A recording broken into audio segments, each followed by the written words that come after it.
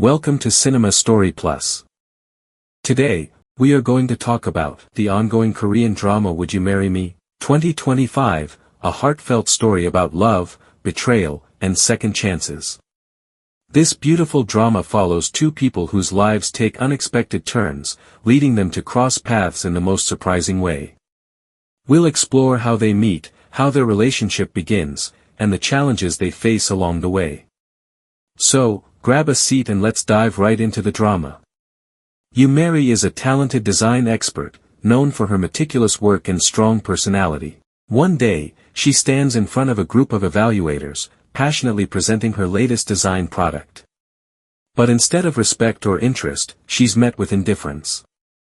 The people in front of her are dismissive, whispering rude comments under their breath, taking her hard work lightly. Mary feels the sting of their disrespect, but she keeps her composure until they cross the line. These men think that Mary needs their cooperation to succeed, that she should be grateful for their attention. But Mary refuses to play along. With quiet confidence, she reminds them that she's the one paying them with her tax money, not the other way around. The room goes silent, the men's faces turn sour with anger, but Mary doesn't care anymore.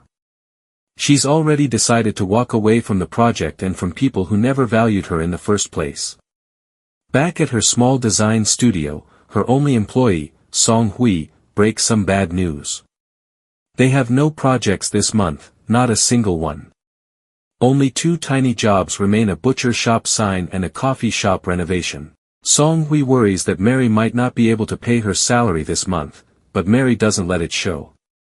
Even for small projects, she refuses to cut corners. If something doesn't meet her standards, she replaces it immediately, even if it costs her more. For Mary, quality is non-negotiable.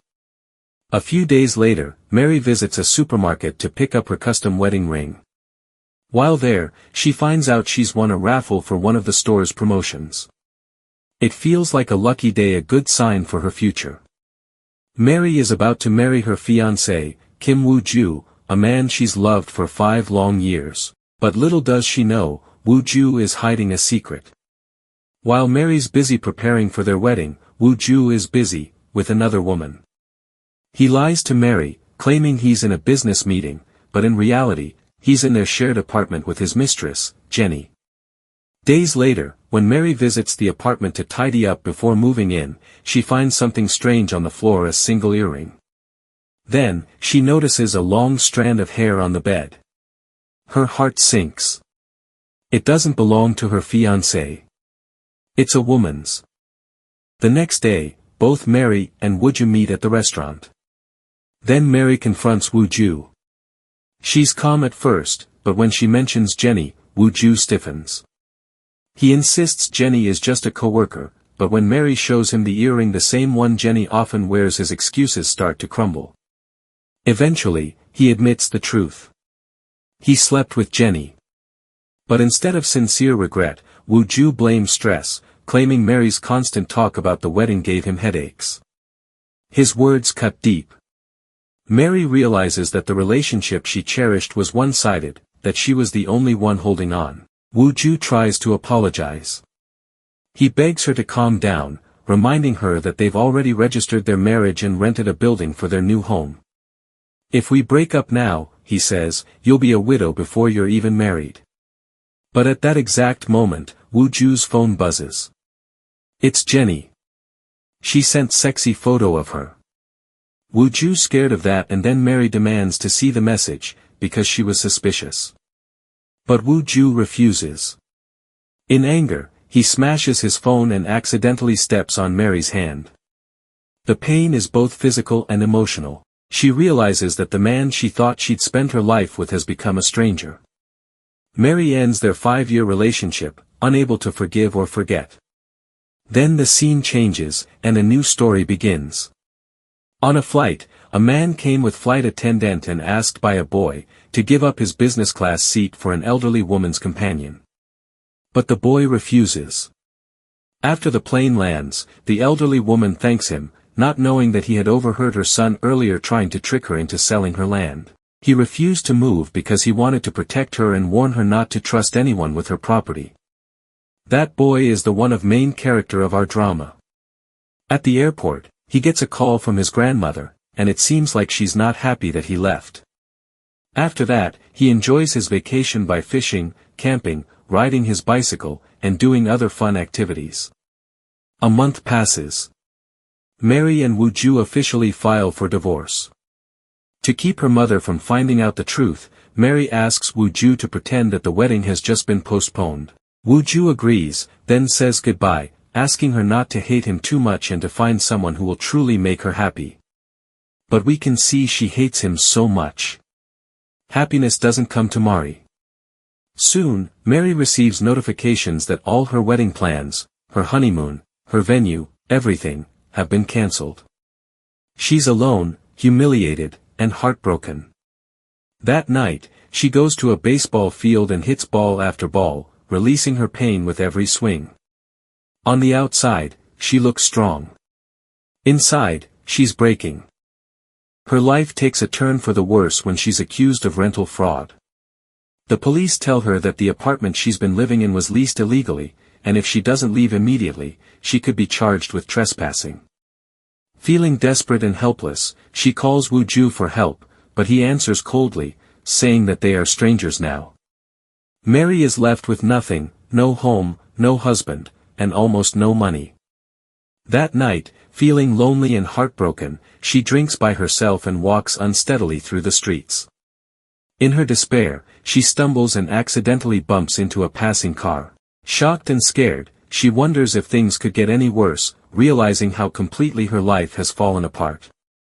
The driver rushes out, worried. Thankfully, she's okay. We can see that he is the same person who helped the elderly woman earlier. He hands her his number just in case. His name is Kim Woo-ju. The same name as her ex-fiancé. Shocked, Mary mistakes him for the man who ruined her life and lashes out. When he tries to walk away, she demands 100 million won in compensation. Thinking she's crazy, he tries to leave but Mary jumps into his car and refuses to get out. Then Woo-ju tried hard to push her out of the car, and after struggling for a while, he finally managed to do it.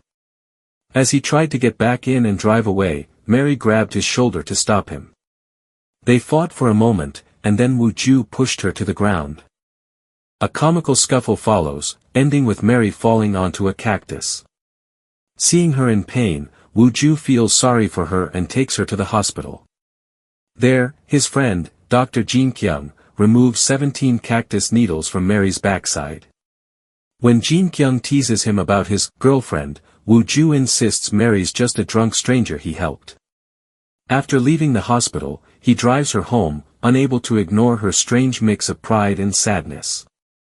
Mary feels embarrassed but admits it's been the worst day of her life and it's all because of a man who shares his name. Woo-ju just opens his car's roof silently, trying to air out the smell of alcohol. She laughs weakly, covering her mouth. Mary tells Woo-ju to stop the car because she feels like vomiting.